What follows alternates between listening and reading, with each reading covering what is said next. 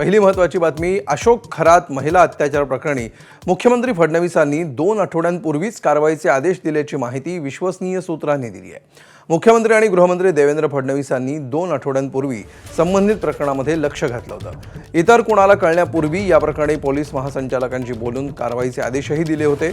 संबंधित प्रकरणाचं गांभीर्य ओळखून खरातवर शक्य ती कडक कारवाई करण्याचे आदेशही देण्यात आले होते। या प्रकरणामध्ये महत्त्वाचे सगळे पुरावे आणि व्हिडिओ क्लिप या सगळ्या गोष्टी ताब्यात घेण्यात आल्या।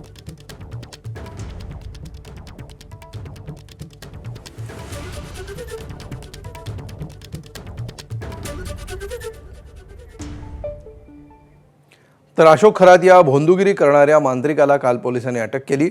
या मांत्रिकानं गुंगीचं औषध देऊन एका महिलेवर बलात्कार केल्याप्रकरणी नाशिकच्या सरकारवाडा पोलीस ठाण्यामध्ये गुन्हा दाखल करण्यात आला होता। या भोंदूबाबाच्या अटकेनंतर त्याचे अनेक कारनामे उघड होऊ लागले। त्यातच त्याच्या अटकेचा थरार आणि पोलिसांनी बाळगलेली गुप्तता हा सुद्धा एक चर्चेचा विषय ठरलाय। कशी झाली या भोंदूबाबाला अटक, बघूया। सरकारवाडा पोलिसात महिलेकडून खरात विरोधात अत्याचाराचा गुन्हा दाखल करण्यात आला। नाशिक पोलिसांच्या क्राईम ब्रँचनं खरातचं घर गाठलं। खरात पळून जाईल या शक्यतेमुळे पोलिसांनी बनाव रचला। खरातच्या घराच्या परिसरामध्ये चोर शिरल्याचं कारण दिलं। एक पथक खरातच्या घरात तर दुसरं पथक घराबाहेर पहारा देत राहिलं।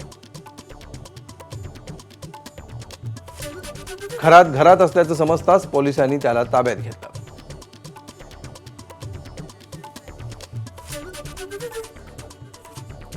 तर कॅप्टन खरात हा महिला अत्याचार प्रकरणाची राज्य सरकारनं गंभीर दखल घेतली आहे।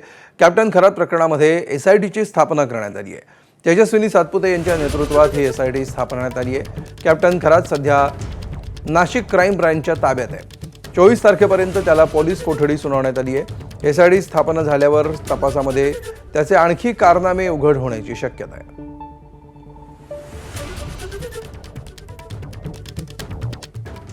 तर नाशिकच्या कॅप्टन खरात अत्याचार प्रकरणी महिला आयोगाच्या अध्यक्ष रुपाली चाकणकर यांनी राजीनामा द्यावा अशी मागणी करण्यात आली आहे। विशेष म्हणजे अजित पवारांच्या राष्ट्रवादीच्याच नेत्या रुपाली ठोंबरे पाटील यांनी ही मागणी केली आहे। चाकणकर पदावर राहिल्या तर पुरावा नष्ट होणार, तपास योग्य होणार नाही असं त्यांनी म्हटलंय। तसंच रुपाली चाकणकर महिला आयोगाच्या अध्यक्ष असल्यामुळेच पोलीस कारवाई होत नव्हती का असा सवालही त्यांनी विचारलाय। खरातच्या ट्रस्टवर खरातसह स्वतः राज्य महिला आयोगाच्या अध्यक्षा श्रीमती रुपाली निलेश चाकणकर आहे। त्या नराधमाची हिंमत वाढली। माझ्यासोबत राज्याच्या महिला आयोग आहेत, माझं कुणी वाकडं करू शकत नाही। त्यातनं राज्याच्या महिला आयोग त्यांच्यावर छत्री धरतायत।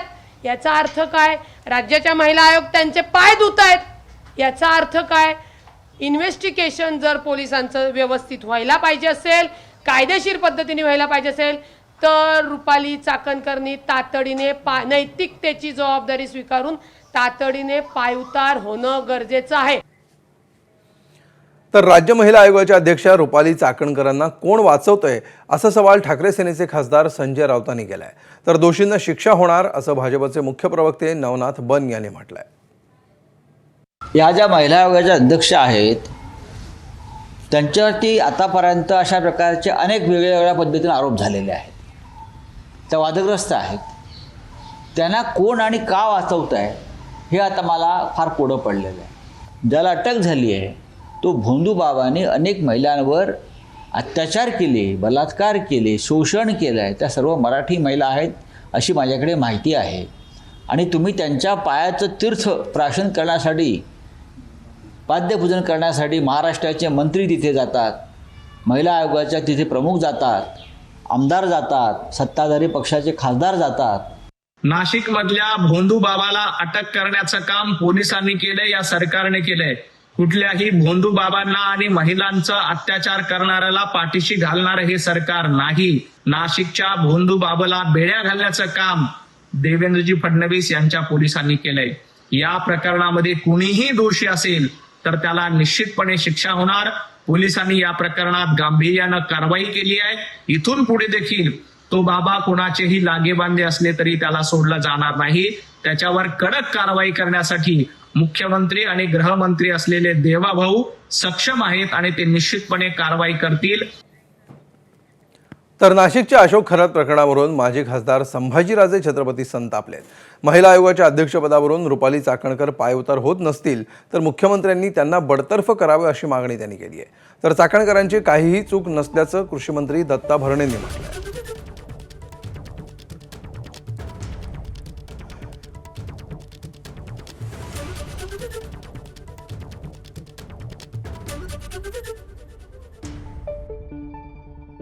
की मुख्यमंत्र्यांनी कठोर ते कठोर कारवाई याच्यावर करावी, सखोल चौकशी त्याच्यावर होणं गरजेचं आहे.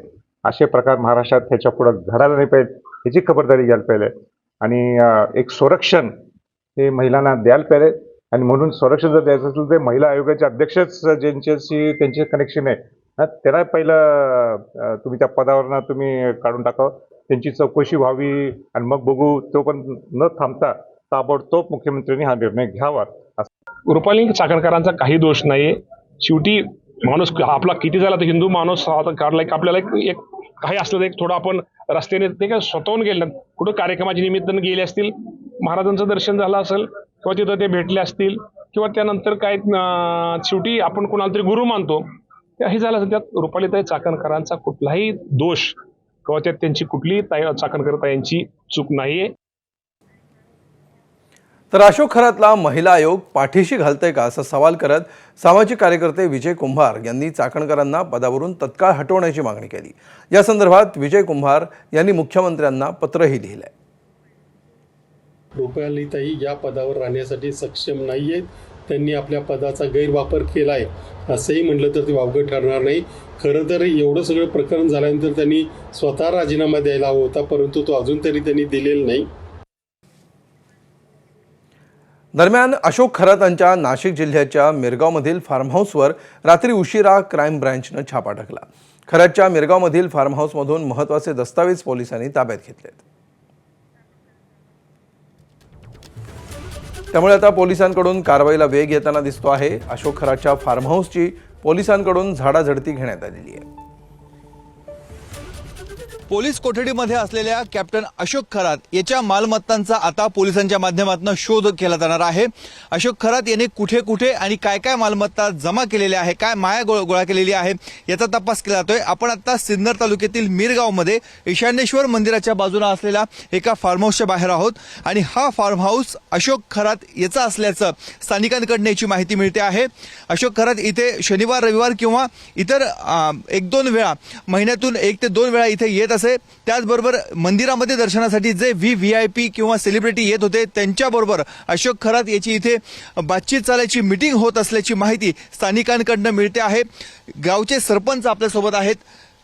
तुम्ही ईशान्येश्वर मंदिरामध्ये जात होतात, ह्या गावामध्ये एवढं मोठं फार्म हाऊस आहे, मंदिर आहे, काय काय माहिती आहे तुम्हाला? काय आता सर्व गावकरी मिरगावचं देवस्थान असल्यामुळं पूर्ण शिवरात्र असली, श्रावण महिना असला तर दर्शनाला येणे जाणे चालू होतं.